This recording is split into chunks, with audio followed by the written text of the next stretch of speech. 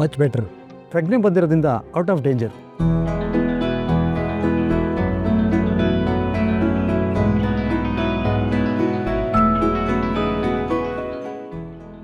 ಅಮ್ಮ ಅಜ್ಜಿ, ನೆನ್ನೆಯಿಂದ ನೀವಿಬ್ರು ಒಂದು ತೊಟ್ಟು ನೀರು ಕುಡ್ದಿಲ್ಲ.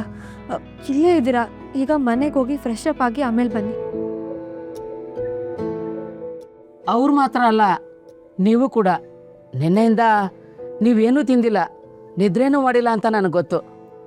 ಇವ್ರು ಇಂಥ ಸ್ಥಿತಿಲಿ ಇರಬೇಕಾದ್ರೆ ನಾನು ಹೇಗೆ ತಿನ್ನೋಕ್ಕಾಗತ್ತೆ? ಮೊದಲು ಇವರು ಎಚ್ಚರ ಆಗಲಿ, ಅಲ್ಲಿ ತನಕ ನಾನು ಎಲ್ಲೂ ಹೋಗಲ್ಲ, ಏನೂ ತಿನ್ನಲ್ಲ.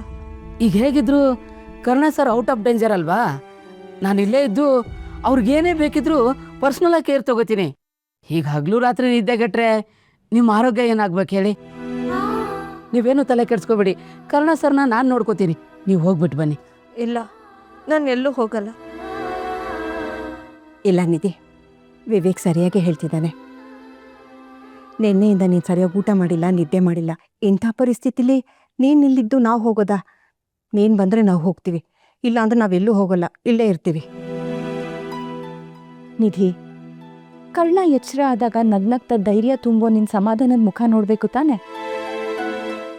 ಅದಕ್ಕಾದ್ರೂ ನಮ್ಮ ಜೊತೆ ಬಾಪುಟ. ಅಷ್ಟಕ್ಕೂ ಇದು ನಮ್ಮ ಹಾಸ್ಪಿಟ್ಲ್ ಅಲ್ವಾ? ನೀವು ಕರ್ಣ ಸರ್ ಬಗ್ಗೆ ಯೋಚನೆ ಮಾಡಬೇಡಿ, ನಾನು ನೋಡ್ಕೋತೀನಿ.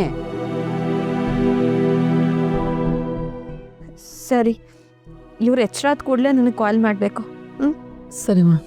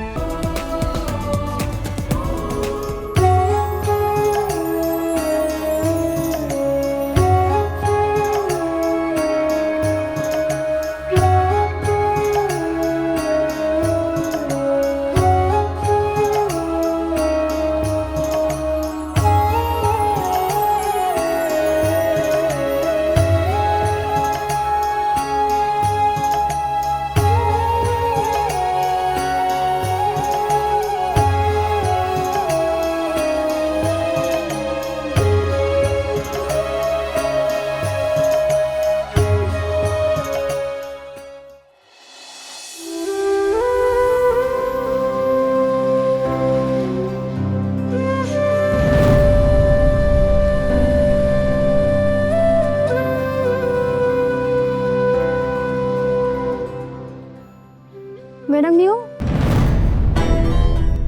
ವಶಿಷ್ಠ ಕುಟುಂಬದವ್ರಿಗೆ ತುಂಬ ಬೇಕಾದವ್ರು. ಹೇಗಿದ್ದಾರೆ ಅಂತ ನೋಡೋಕೆ ಬಂದಿದ್ದೀನಿ. ಹೇಗಿದ್ದಾರೆ? ಪ್ರಜ್ಞೆ ಬಂದಿದೆ, ಇವಾಗ ಔಟ್ ಆಫ್ ಡೇಂಜರ್.